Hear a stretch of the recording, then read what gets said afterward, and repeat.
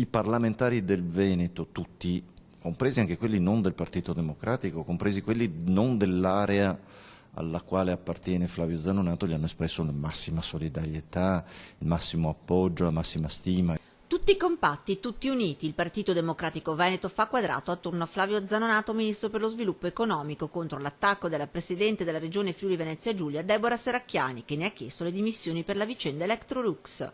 L'attacco che la governatrice e la presidente della regione Friuli Venezia Giulia, Deborah Serracchiani, ha rivolto a Zanonato, francamente l'ho trovato ingeneroso e anche non corretto. Ricompattati attorno al ministro Zanonato, il PD Veneto va all'attacco della presidente Serracchiani e chiede le sue scuse.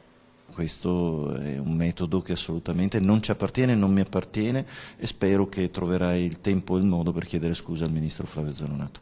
Per l'onorevole Davide Zoggio l'attacco contro il ministro Flavio Zanonato è ingiusto e ingeneroso e poi rimarca la necessità di un'etica, un comportamento da tenere non solo tra membri di uno stesso partito ma anche tra istituzioni.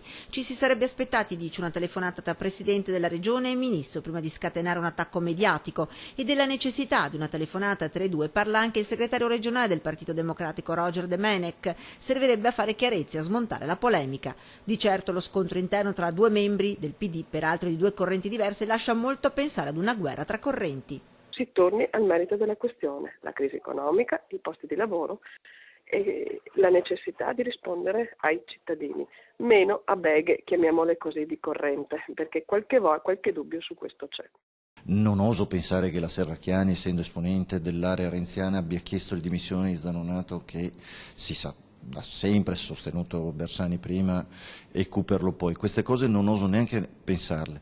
Più critico il sindaco di San Giovanni Lupatoto, di Fede Renziana, sull'operato del ministro sul caso Electrolux. Avanza qualche critica, anche se è meglio avere un ministro veneto che non averlo del tutto. Sul caso della crisi Electrolux sono stati fatti dei percorsi un po' singolari da parte del ministro, dall'altra sto anche sul fatto che comunque il ministro è un rappresentante del Veneto all'interno dell'esecutivo nazionale e quindi insomma come Veneto anche ritengo che ci siano degli equilibri. E difende la presidente Serracchiani: oggi il metodo è cambiato e la discussione è a viso aperto.